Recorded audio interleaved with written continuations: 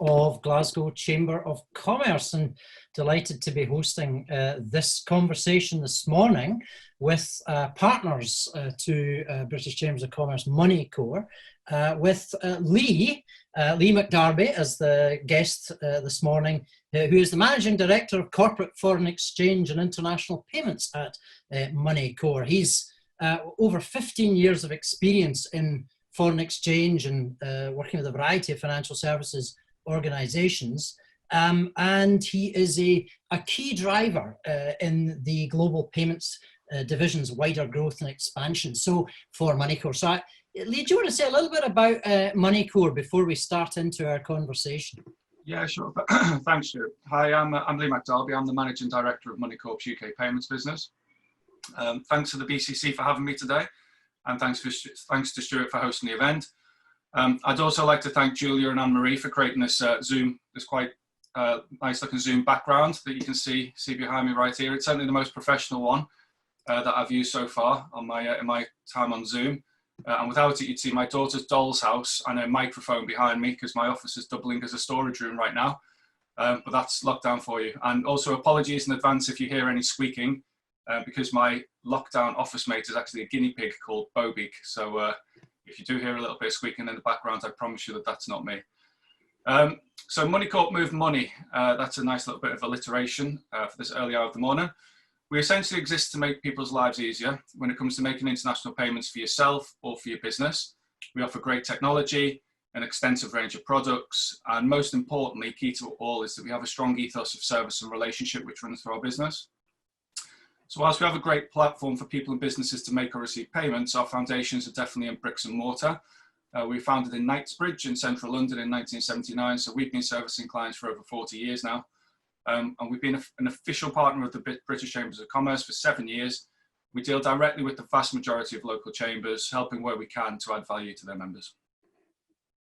That's super, thanks, Lee. We are meeting this morning in a week where we introduced quarantine at the beginning of the week, which obviously has some implications for international trade.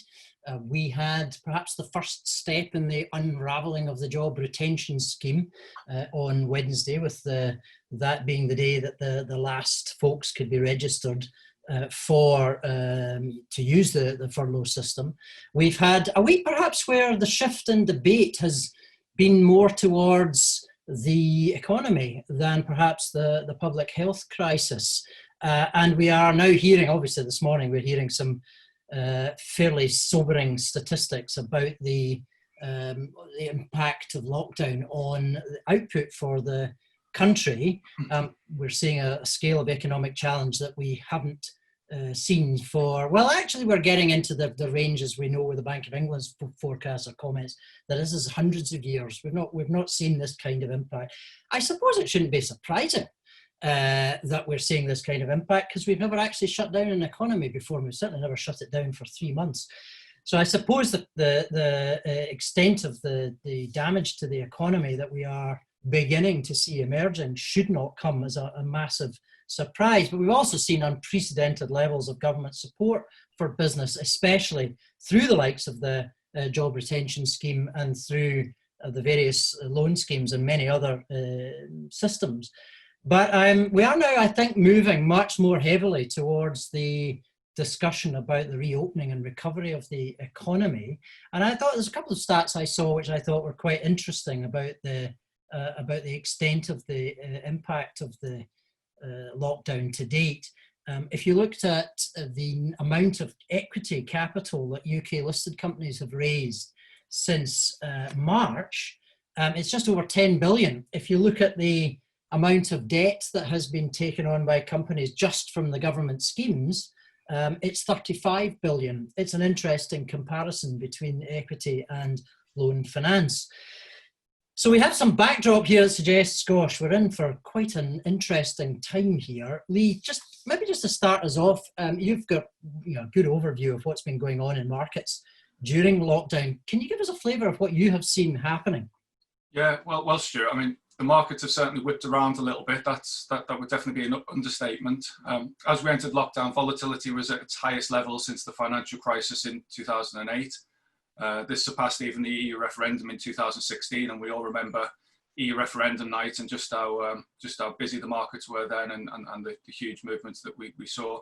So during the period now, we've seen sterling dollar dip as low as 114.85, which is actually the lowest since 1985.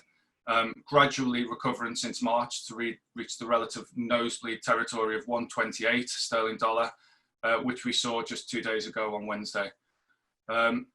So what we've seen is constitutes an 11% swing in 2 months. So having dipped 12% since March, we're now getting back to pre-lockdown levels, having a go at that 130 level, but really not quite want to break through 128. We see us trading around about 126 this morning against the dollar. Without giving my age away, I remember going on holiday to Florida as a kid, and the dollar was over 2 to the pound. So I'm sure many importers wish that we could see those levels again, but it certainly feels like these sorts of ranges right now between 120 and 130 are kind of where the pound is finding some comfort against the dollar, and hopefully we don't see it dip too far or get too volatile anytime soon, but you just really can't tell right now. Against the euro, we bottomed out at 106.50, which is the weakest that we've seen the euro against the pound since the euro against the pound since the financial crisis. Again, the euro has recovered well against the dollar after the initial flight to safety, as we call it, in March, where lots of investors went into the dollar at the onset of the virus. And now we find the euro trading around the halfway point of the 8% range that we've seen since March. So as it stands right now, we're just over 111 sterling against euro. We also have some political. We've also had some political factors to contend with over this period. You look at what's happening in the US, various things going on over there. You look at the US-China trade war, and that's obviously escalated with Trump's battle with the World Health Organization. And we've also got the small matter of Brexit over here, which kind of feels like a bit of a footnote on 2020 right now, given everything that we've seen over the last quarter. But obviously that's still very much alive and very much pressing on people's minds and also the market's minds. As we see Brexit-related news come through, then that can really have an impact on the pound. We've seen things that we never thought we'd see in the last couple of months. We've seen huge swings in the equity markets. One of the stories that still blows me away is the fact that the physical barrel for oil to be contained within can be worth more than the oil itself. As we saw WTI swing into negative prices, which is when we all learned that WTI stands for West Texas Intermediate. And for a contract to settle, physical delivery has to take place in Cushing, Oklahoma on a specific date each month, which it transpires that nobody wants to do during a global pandemic. We saw another 10% plunge in oil yesterday. So clearly volatility isn't going away anytime soon. And to your point earlier, Stuart, the fact that the economy shrunk by 20.4% in April is a testament that we're still living in very difficult times, and we're still a little bit away from getting to whatever the new normal is on the other side. Well, given that we're all in this together, I suppose, there's a phrase, that the whole world is in this together. What do you reckon the market movements tell us about world perceptions about the UK compared to the experiences going on elsewhere? I think the UK is doubly exposed because of both the virus and also the ongoing Brexit situation. But again, that also weighs on the euro as well. The Brexit situation isn't good for the Eurozone, and as news and negotiation comes out relating to that, we still see the markets move around. Economic data isn't having a huge impact on the UK right now. I mean, this record shrinkage that we saw this morning of the economy, it didn't really have a huge impact on the markets. In a time where something like this wasn't so expected, you'd see a huge, massive swing in volatility. But this morning, it was kind of forecast, a little bit worse than forecast. The estimate was 18.7%, so a little bit worse, but all kind of expected. And it feels like it's all part of what may be a forgotten quarter going forward, because I don't see it getting any better in June. But hopefully, as we start to unlock and as recovery starts to come about, we may start to see some of these statistics picking up on the other side. That is, I suppose, one of the stories of the markets, and I know you're very heavily focused on the foreign exchange markets, but the equity markets, we've been having lots of discussion about whether equity markets are hugely overvalued and hugely over-optimistic. And I know yesterday we saw a bit of a correction, but the United States equity markets actually managed to get to a record high earlier in the week.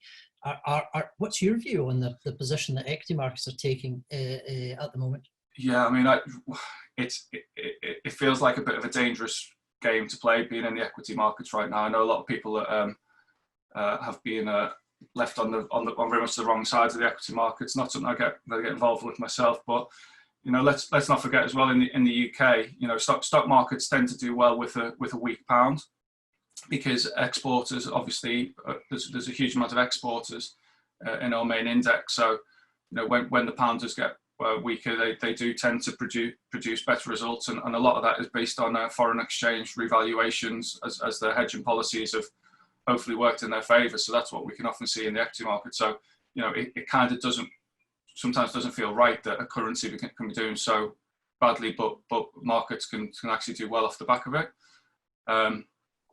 Yeah, equity markets, there's definitely, like with the foreign exchange markets and the commodity markets, there's just so much volatility in them right now that it is very, very difficult to call one way or the other until we get a bit more clarity as to how the current situation is going to play out, and then after that, how the Brexit picture gets painted. I fully understand that. Tell us a little bit about budget rates and the impact that they're could have on businesses. Yeah, so a budget rate's basically a spirit level for a business. That's one way to look at it. As I'm sure you'll understand that as businesses enter a new financial year, they set a budget rate, which is an exchange rate that allows them to import or export their goods and services while retaining a margin for profit. As long as businesses can manage their budget rate and balance all their other costs, then all is good in the world, and that's how you naturally get growth occurring.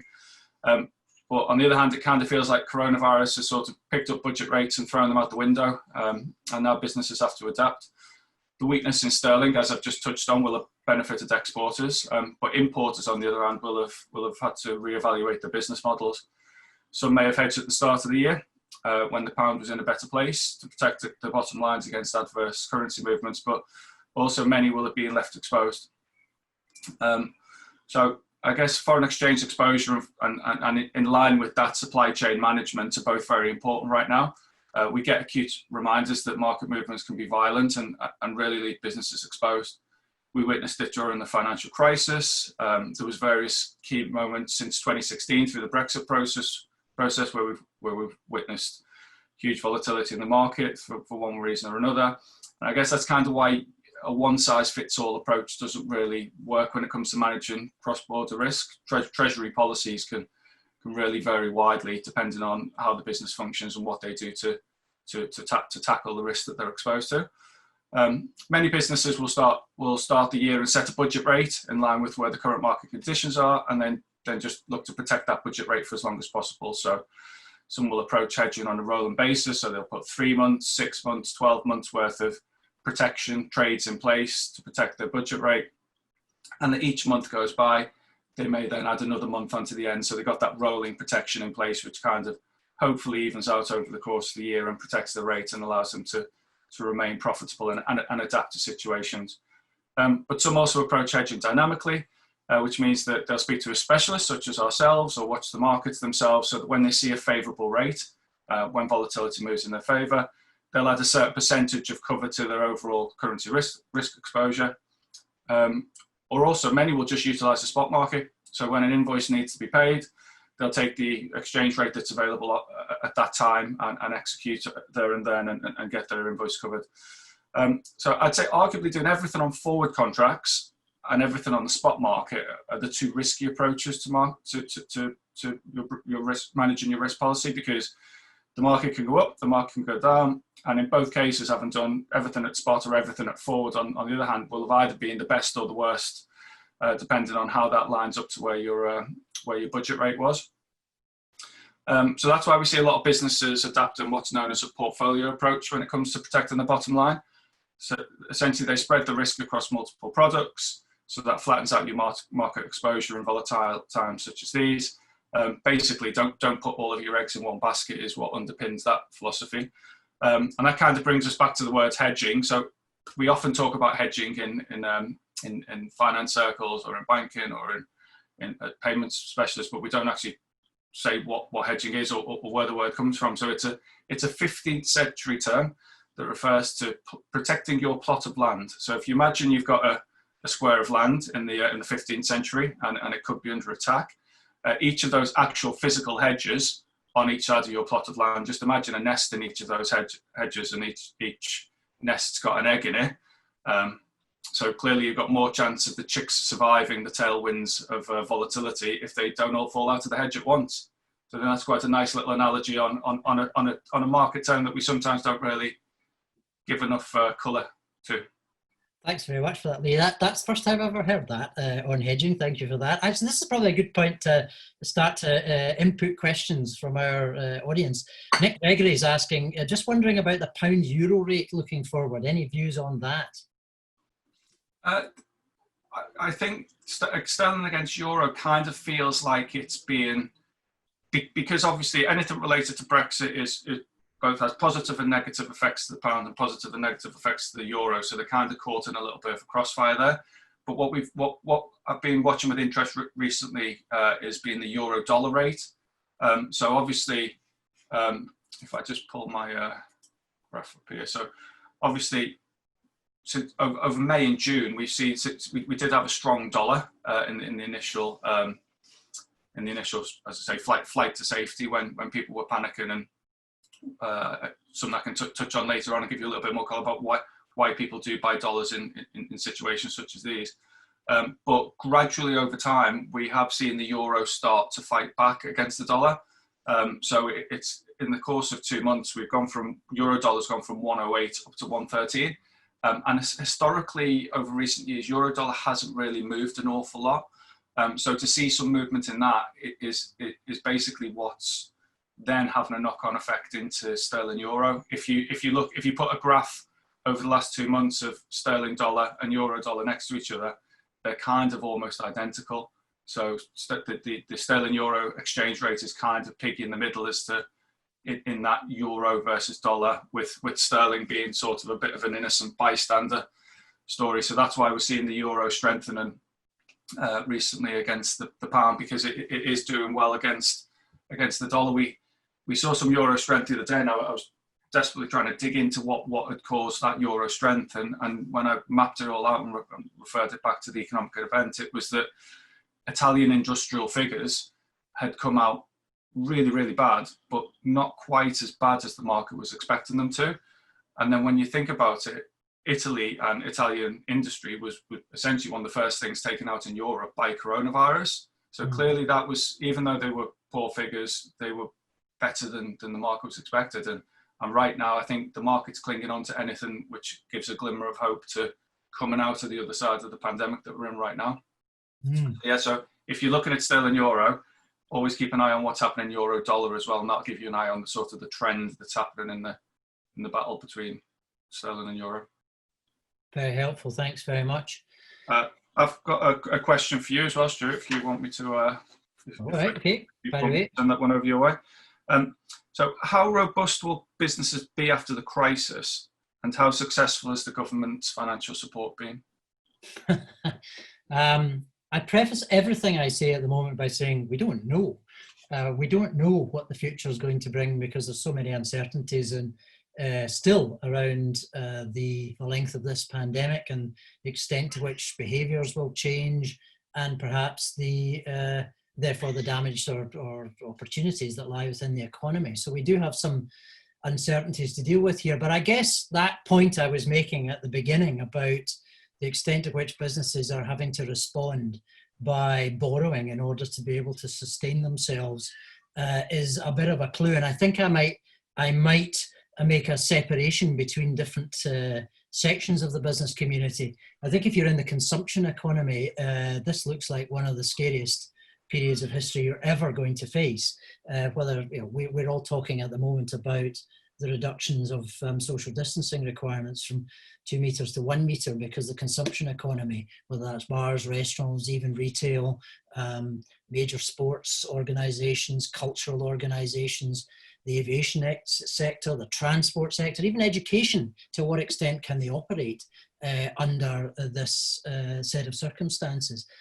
And I guess if you overlay that with lots of additional debt, and the stats that have been coming out in surveys that show a split perhaps between the larger organisations that have a degree of cash and other routes like equity to find financial support, versus the smaller section, the smaller community SMEs, where we were regularly getting statistics suggesting they had maybe a month's worth of cash, maybe 3 months worth of cash. We're now 3 months into this, and we're looking at a fairly long-term disruption.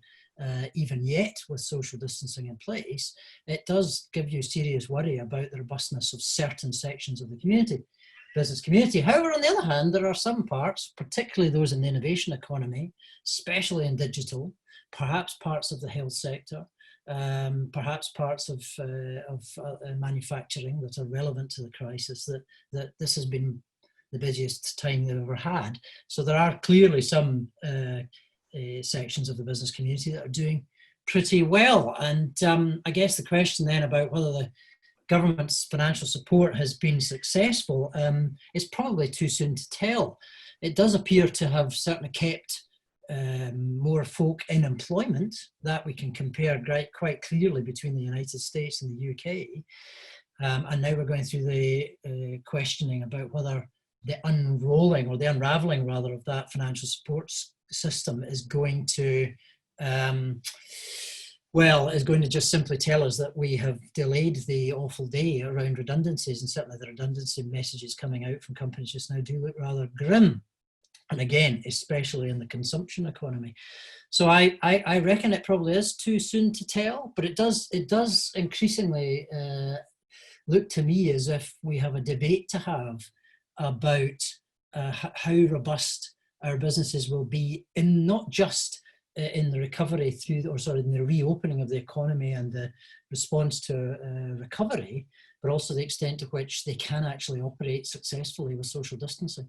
How many companies are going to find that social distancing is simply too extensive or too disruptive to their productivity, and for those with quite narrow margins, businesses with narrow margins, that simply makes it unfeasible to operate. So I don't think we've really got to the core of that debate yet. So I'm not sure I can say how successful the government's financial support has been, but I would say that it's certainly kept more companies in business than would otherwise have been the case. That is clear, and more people in jobs for the time being. I think the work that the BCC has been doing in terms of speaking to the membership base and sort of surveying and trying to get a feel and a flavour of what's going on there and asking some key questions has been fascinating through this. I've been keeping an eye on it very closely, but it really does give you a sort of a barometer of what tailwinds are coming through. As you say, we don't know if we've hit the peak of this just yet, and we don't know what the repercussions are going to be as they start to unwind the stimulus that's been put in place. So I do think it's a story that's still to fold out. I would say that I don't think the government's done anything less than it should have. I think on the basis the government's response has been as significant as you'd hope it would be. But I think it's more we just don't know which route we're going to be going down. And as I've said, I think we've got some real work to do to understand how feasible it is to operate an economy effectively alongside the restrictions that we are going to need, or we feel we're going to need for tackling public health. It's especially acute. I happen to be up in Scotland. It's especially acute a question at the moment in Scotland because we've taken a much more cautious line on the public health debate, and we're about 3 to 4 weeks behind the rest of the UK, or certainly behind England, in reopening the economy. We're actually only waiting, I think next Thursday we'll hear what the next phase is for reopening even construction business, for example, and many more businesses closed up here in Scotland as a consequence of the government's position.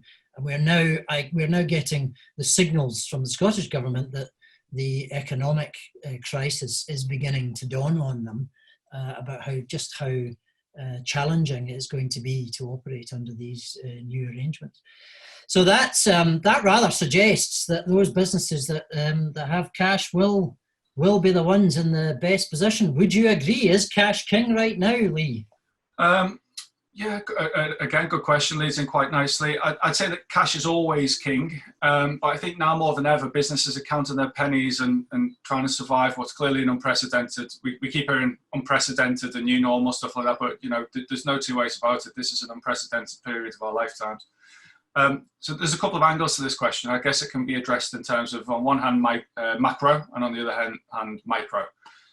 So on a macro scale, when the current situation dawned, this is what I touched on in the previous question from the audience, there was a huge flight to safety. We saw what is known as a grab for the greenback. So obviously investors started piling into dollars. Quite simply, the dollar is the world's currency.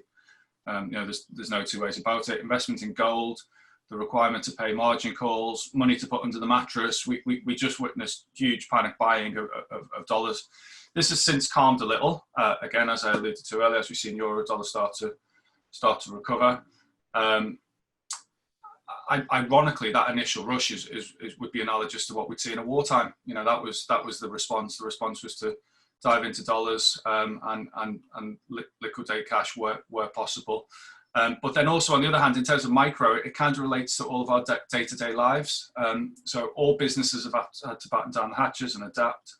As most of us have managed to transition into a work from home environment, from using the various government measures available, depending on geography, as you touched on, Stuart, to renegotiate facilities with banks and to ensuring that adequate credit facilities with providers such as ourselves were in place. I mean, basically all necessary measures to have comfort in terms of continuity of business was what was at the forefront of people's minds as we entered lockdown. At the start of March. So I think I'd say from our side, that's why our relationship with our existing client base has gone from strength to strength over the last 12 weeks. It feels very much like everyone is in this all together. Again, I think that was a phrase that we touched on earlier on in the conversation. But businesses feel a lot more human right now. We've got a tagline at Moneycorp, which is every payment has a journey. I promise you, I do speak to lots of customers. I do try and get a feel of what's going on out there in the market, what's going on with our client base, and I really understand more than ever right now that every payment does have a journey, and every penny counts at the moment. So, the measures that need to be taken to ensure that cash is there and businesses can survive and thrive through the other side have to be taken. I'm going to come in with a question here from Eva, who is asking, could you tell us about the costs of hedging and how they've changed as a result of the pandemic? And do you expect credit availability to be tighter? Will you be offering SMEs uncollateralized credit lines going forward? So there's a couple of questions mixed in there. What do you reckon to that? Yeah, so I mean, as with any business, our approach to credit is always a very pragmatic one. But then at the same time, a lot of it will depend on the performance of businesses. I mean, businesses themselves wouldn't take undue risk on other businesses within their supply chain. So likewise, we will look at everything on a case-by-case basis, and we understand that credit is important, and we have been very flexible through this period with our clients, and touch wood, without the availability of too much wood. Our portfolio of exposure to clients is good. We do have a very good client base. We service over 10,000 corporates, mostly SMEs, across the globe every year. We service 30,000 private individuals and some private individuals as well, look to have access to credit. So it all is very much done on a case-by-case basis, but at the same time, you have to be super, super, super diligent at these times, as I touched on before. Every penny counts, and that's every penny across all businesses. In terms of the cost hedge, and so that's an interesting one. So when we trade with clients, we always apply a fair margin to our clients when we're doing deals with them. Every single transaction that we do is naturally in competition, because every single client that we deal with also has access to a bank. So, by default, our stance is to hopefully save our clients a little bit of money, and also, as I touched on, make people's lives easier. Offer that service, offer that relationship, offer a good technological platform, and then also offer a strong suite of products which clients can look at for their hedging requirements. Without getting too technical, also hedging can tie into how volatile the markets are, and the markets haven't been through a bit of a sort of a Brexit lull, where sort of Brexit was kind of on its way towards getting done. So volatility came off. There was no real surprises coming down the line anytime soon. And then suddenly we were hit with coronavirus. Volatility in the markets has gone an awful lot higher. So when volatility is higher, products tend to look, it will either make products more expensive or cheaper, depending on what you're looking to achieve through the product. And then in terms of hedging forward, again, without getting too technical, forward rates are simply a mathematical equation between the two interest rates and depending on the currencies that you're dealing with. Essentially, whatever the currency that you're hedging out, the bank or the financial services provider will buy that currency in advance and have to sit on that currency at either a higher or lower interest rate than the currency that they're going to deal in 3, 6, 12 months time. So that's what creates the price difference in a forward contract as opposed to a spot contract, because obviously a spot contract's for immediate delivery and therefore it has no interest rate risk attached to it. That's great. Thanks, Lee. I hope that helps you, Eva. Actually, as you're saying, Lee, you're having a lot of interaction with customers just now and from your customer base. How are you seeing businesses adapting during this period? Have you got good examples of what you think businesses are doing to cope? Yeah, I mean, I'll be honest with you. British business has genuinely amazed me through this process. British business has amazed me previously when we've seen big movements in the market, but now not only have you got a big movement in the market, you've also got many other things for businesses to contend with as well. So we've seen clients change supply chains at the drop of a hat. We've seen them switch to trading in different currencies due to new sourcing. Importers have become exporters in some cases, which I always find fascinating when I see those stories. Businesses that would otherwise have been mothballed have adapted their businesses to support the NHS and frontline workers, and we really have seen a lot of that. A business that I work with, that we work with closely through another partner. Normally they'd make very beautiful high-end luxury knitwear and sweaters that they sell in all good stores. But they've also adapted a side business where they're making hand sanitizer, and that hand sanitizer, I've got a bottle here actually, it does smell very nice.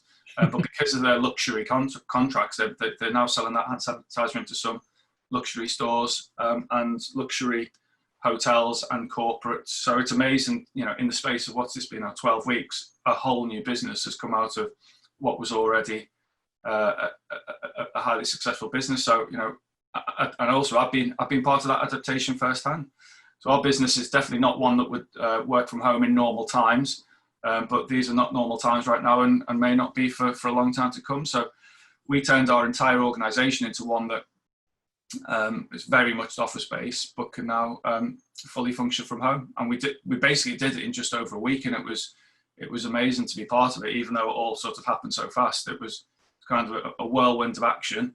And we had everybody out of the office and remotely set up to work from home by Friday the 20th of March, just before, you remember, lockdown was announced on Sunday the 22nd of March. So it was all hands on deck. I remember Friday the 20th of March very well because it was the last time I had a beer outside of my house that evening. But in hindsight, I probably should have used that time to visit the barber. But you get choices. So so I mean, is this the new normal? I guess only time will tell. I hope a lot of businesses have had a similar sort of pleasant surprise as we have, that we can function, even though we didn't think that we would function to the level that we have been able to. But I also understand that some businesses have really struggled through this time, and it's very much everyone's got their own unique story through this period. But I guess from our perspective, if you apply a dose of trust alongside a dash of technology, then, you know, we can sort of function well under these circumstances. I saw a graph from one of our banker partners this week, and it said basically, you know, the return to international travel won't be the optimistic V that we're all hoping for, but kind of more like a Nike swoosh. But, you know, it's all sort of coming back round. But even that feels optimistic. You know, it's just so difficult to tell what may happen in terms of what the economic return to form will look like.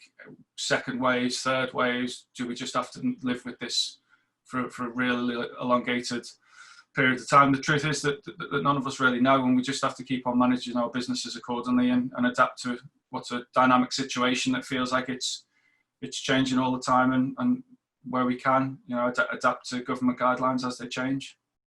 Yeah, I guess I've seen many examples of your adaptation as well. The whisky industry switching to hand sanitizer production being one that's particularly close to our hearts up here in Glasgow.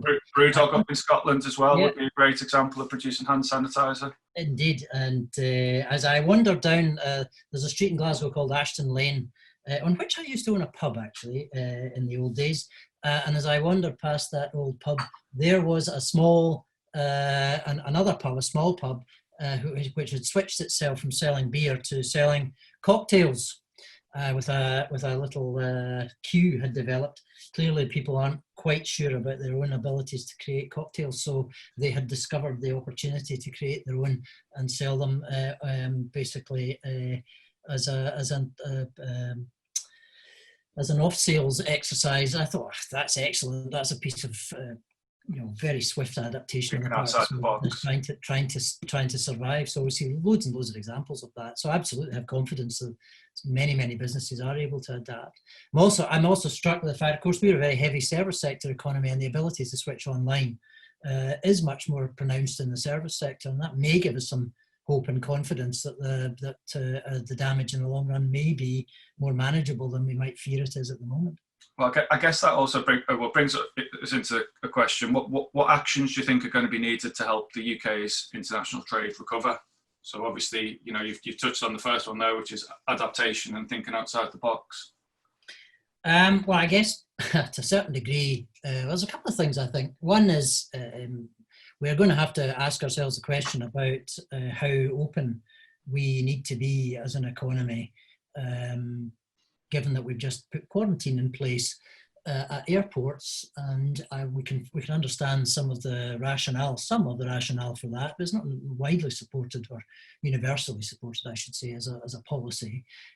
It's quite difficult to see how a particular service sector economy that we can really see full recovery of international trade without reviewing the approach to quarantine. So hopefully this is short term and we're able to see some movement both of people and of goods. And I think that's particularly the reason why I say that, because sitting up here in Glasgow and you're worrying about how the food and drink industry, particularly the food industry, gets its goods out to market, quite often in the belly holes of the commercial jets that are supported by leisure trade and business trade travelling around the world. And frankly, at the moment, that looks as if it's a long way off. So the extent to which we keep our borders closed must have some impact on international trade.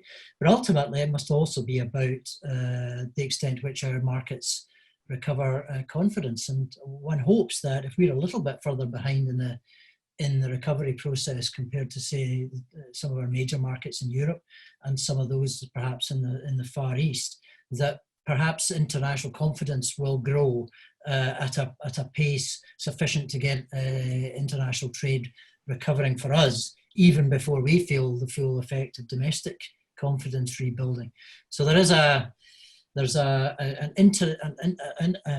integrated systemic relationship that we have to have, or we do have in international trade. We're very exposed to that. It's an important part of our economic structure. So I guess at the moment we're focused on the quarantine. Can we make that one a short-term measure, please?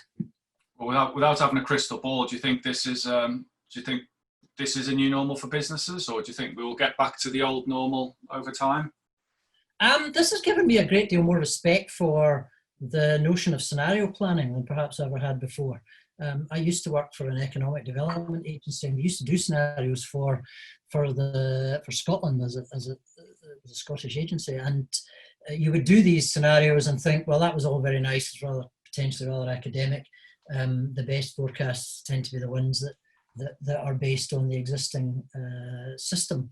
Now we're in a position where the system is completely up in the air. Is there going to be a new normal? Well, I suppose it depends very much on, one, how long this pandemic really does last. If it turns out to be relatively short term and actually passes, as Donald Trump suggests, it just goes away, then perhaps you might argue that there's a more of a tendency to revert to the mean, to the old rather. If this lasts for the 18 to 24 months that some of the scientists are suggesting, then that's well over the time required for habits to change. And I think that's the question that we're beginning to get some evidence on. To what extent are customer habits likely to change? To what extent are we moving to the virtual century? Some suggestions, obviously, the cliches, I suppose, around online trading has become ubiquitous, and even the laggards, if we're to call them that, who were resisting buying things online have been doing it in the last 3 months. Will they stick with that? Has that basically consigned the high street to the past, or at least a new form of high street? Will we indeed switch to working from home? Seen some evidence that suggests as many as a third of people who are working from home are inclined to retain that if they can. Having said that, there was about, I think it was something like 14 or 15% of those who had been working from home saying they'd rather like to stop doing it now. So there's a balance in that, but nonetheless, a general shift towards the view that working from home may have become a more accepted and feasible part of our future economy. And as a consequence, that all sorts of implications for the property industry, for how transport works within a domestic economy, and indeed for all those who depend on bricks and mortar for the delivery of their services to customers. So I reckon it depends on that, the length of the pandemic, and we don't really know that. As I said earlier, even if the pandemic itself does fade away, and the scientists are surprised or confounded, how customers react might not fade away. Confidence levels may take some time to regrow. We've learned one thing above all else, that the public generally listen to their governments in circumstances like this, and I think something like 90% adherence to lockdown provisions. That's a pretty startling statistic, and that's replicated all around the world. That suggests that people have had a bit of a scare. How long will it take for them to come back out, even if the pandemic does fade away? So lots and lots of questions, but I'm finding doing scenario planning where multiple futures may be ahead, and you just you start using the evidence as it emerges to tell you which future is most likely. Yeah. I'm finding that quite a useful tool for making some judgments about which policies, which investments, which programs we might be engaged in that will help us recover in the future. But I mean, from your perspective, given that uncertainty, and this is an area that's very important to you, tell us a wee bit more about risk management, why you think that's more important than it might ever have been. I guess this question really ties together everything that I've said so far.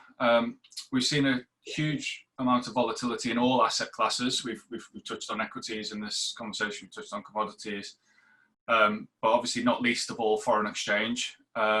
You throw in the Brexit curveball. I don't really see sterling getting off the roller coaster anytime soon. There's so much more uncertainty that can be thrown sterling's way that we really have to prepare for the unexpected.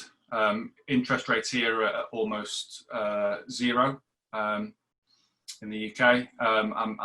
Many currencies, major currencies, have got negative interest rates. So British base rates hovering around about 10 basis points, which remarkably actually makes it attractive for some investors looking for a tiny yield. So some investors will sit on sterling to get that 10 basis points over euro, because they don't want to be paying negative yields on the euro to hold that currency. Although many are just now used to having to pay a negative yield on the euro, so kind of is what it is, because it's been like that for a little while now. There's every chance that the Bank of England could take UK rates negative with further cuts and further stimulus, as I say, as we've seen in Europe. And if this happens, then the pound could find itself with even less friends than is currently the case. So, you know, from my perspective, the way I see it, it's kind of the organisation of organisations is key right now. And I think the key to being organised is having a clear strategy. And that applies across the board to all aspects. Obviously, you know, everyone's more on top of their business probably now than they've ever been before. But when you're strategizing, don't forget to factor in your market risk as well. I'd say now is definitely not the time to leave it on a whim. You know, things to think about: what is your budget rate, which is kind of where we started this conversation today. What happens if we see another market movement of 10% one way or the other?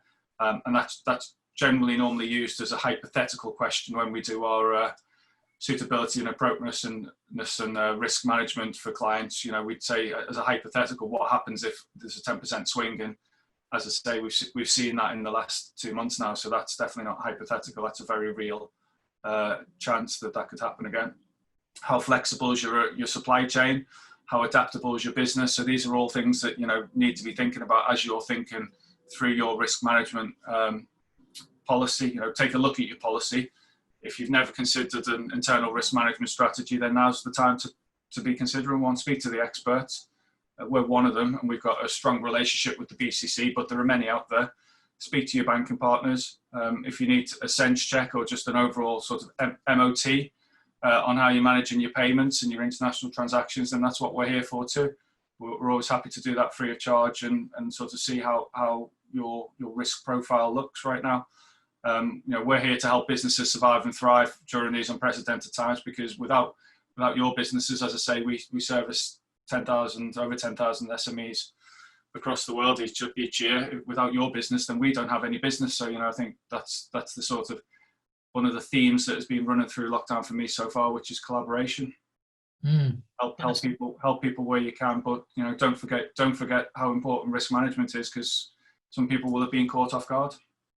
I wonder how many people have risk registers that had on it risk of global pandemic. Yeah.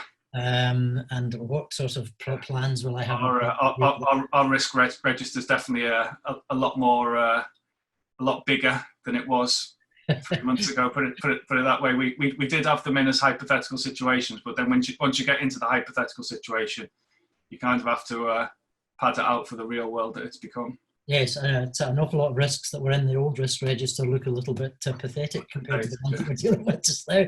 Actually, I have a couple of questions. I think there's time here to answer a few questions, I think, coming in from the audience. Michael is asking, has the market already factored in a price for a UK-EU no trade deal scenario for the 1st of January? I don't think so. To a certain extent, I mean, the pound has weakened, you know, a lot since the start of EU referendum in 2016. It's been very volatile through those times. It's been choppy up and down depending on market movements. But the reality of a no deal Brexit, I don't think is factored in. And as we get closer through the negotiation period, and as we hear more about what's happening, then I think, you know, if we are truly heading towards no deal, then I think the volatility in the market that I touched on before will get higher, and I think ultimately it will be to the detriment of the pound. Although I think that movement will go through sterling dollar more sharply than sterling euro, because I think a no deal Brexit is also a very bad situation for Europe as well. Yeah, I couldn't help but agree with that.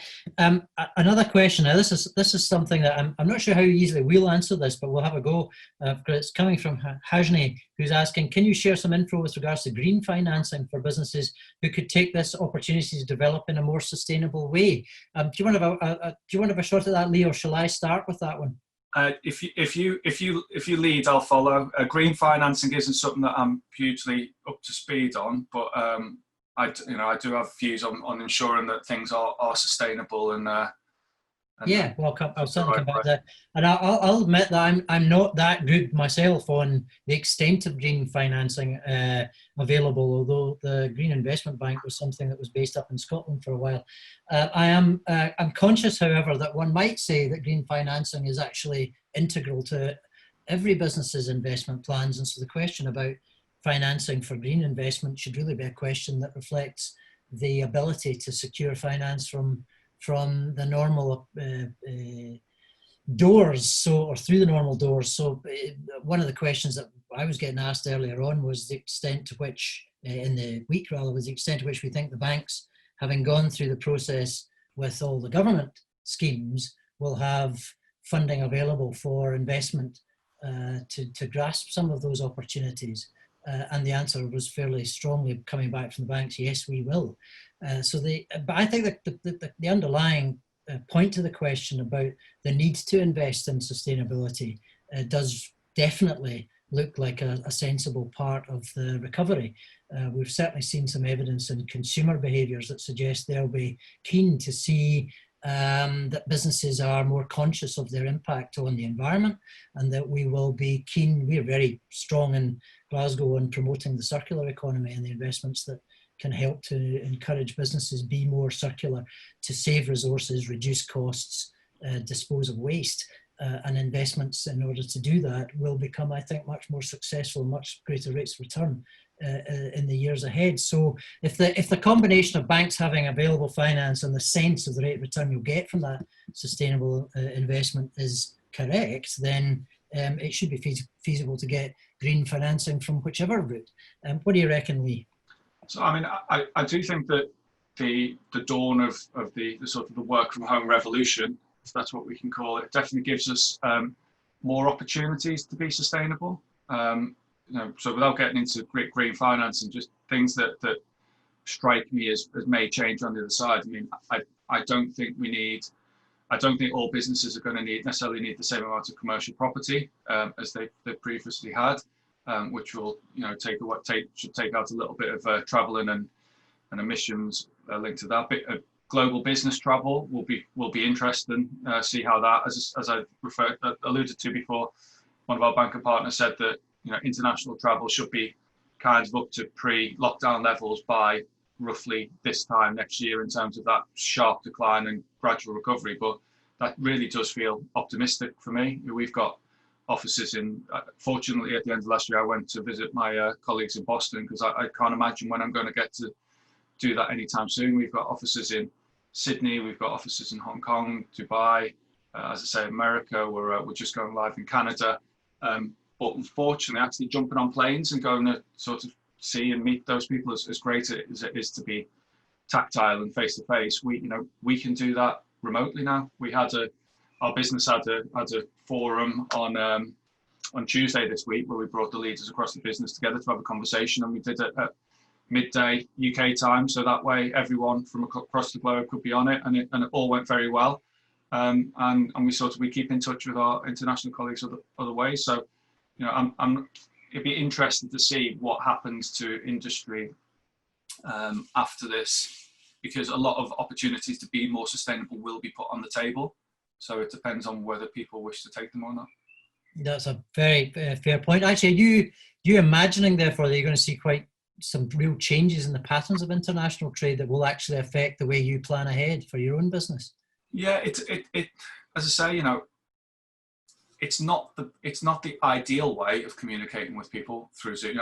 I'd much rather be in a room full of people right now and having a good old conversation and seeing people face to face. But you can't doubt the effectiveness of how we're doing it this way, and the time that it's given people back to to do other things. People are able to reinvest some of their time into doing better things than they normally would. I've in this period I've got my 2-hour commute back, hour and a half there and back into central London every day. So those opportunities give you those situations give rise to other opportunities to use that time for other things. And yeah, I think I don't see our business going back to absolutely the way it was before lockdown. I think people want flexibility. There's still a bit of fear in people as well. You know, this is very much still a live situation that we're dealing with right now. Nobody seems to me in a huge rush to get back to the situation that we're in before. But also I understand that, you know, everybody's experience is unique, and some people struggle to work from home more than others may be able to benefit from working from home. So, you know, to touch on your point you made earlier about putting several scenarios in place and fluidly adapting to them as you reach certain checkpoints is exactly what we're going through right now, in terms of, you know, how we get the business back into an office environment, when that may be, understanding people's unique concerns, understanding that some people may be living with people that are in a more difficult situation than many, or be at risk of greater exposure. So I think, you know, the human side of business does come out now, and you have to think about your people and how you keep your business ticking over nicely, and then get it back to where it was before when time allows us to do it. And I think now is not the time to be rushing into anything. Actually, just I suppose as we come towards the end, are you quite optimistic about the future for your business? It depends on, well, about the business. Yeah, I mean, as I say, we've transitioned well into this situation. You know, I'd say it surprised me to the upside how well we've managed to take out what is very much a client-facing business, and still service clients, still be there for clients. As I've said, our relationship with a lot of clients has changed. You know, it becomes a lot more human. People want to talk more about payments and actually talk about sort of what's behind the payments and why they make the payments and what makes their business so great, and how they're dealing with the situation. So, you know, we've got 100 people working in the corporate business, and about 50 to 60 people working in the private business. They're all having these conversations every day with clients, and you know, you're seeing a different side to people. So I'm hugely optimistic about the business. I mean, the situation that we're in right now, from a personal level, it just depends on the day that you catch me on. You know, some days are good days, some days are less good days. But you know, it all nets out into things feel like they're now on the road to getting out of the situation that we found ourselves in and getting back into a more normal situation on the other side. That's a very optimistic comment to end on. I think you have to be. You have to. And absolutely. I was sitting up here in Glasgow. This is a city that's been through many transformations and many tricky times in its history, and quite frankly, we're kind of used to that. And as I look around the business community up here, I tend to see folks planning for adaptation, planning for change, and planning how to cope with the circumstances that they face. Some of them look as if they will thrive in the new environment as we do shift towards a more virtual century. If we do see some speeding up of trends that we've been looking to for the future, particularly around, for example, artificial intelligence, robotics. Actually, this country is pretty good at that, and we are perfectly capable, I think, of making that transition. Certainly, I've seen it happen in this city. I'm sure it can happen around the rest of the UK. So, on the whole, I think we should be optimistic, even if the next, well, let's put it this way, we don't know, but the next few months might be really rocky and a little bouncy from an economic perspective. I think at that we will bring it to a close. Can I thank Lee for your time and your thoughts on all that we are facing in the financial world just now. Our thanks from the BCC to our audience that have been paying attention, asking questions this morning. And at that we shall say thank you very much to everybody, and I hope you enjoy the rest of your day. Can I just say thank you as well. And if anybody would like to reach out to us, we do have an official email address which is linked to the chamber, which is chamberfx@moneycorp.com, or by all means go to the BCC website and find our details on there. Thank you very much for hosting today, Stuart. Thank you very much indeed. Good morning, everybody. Bye now.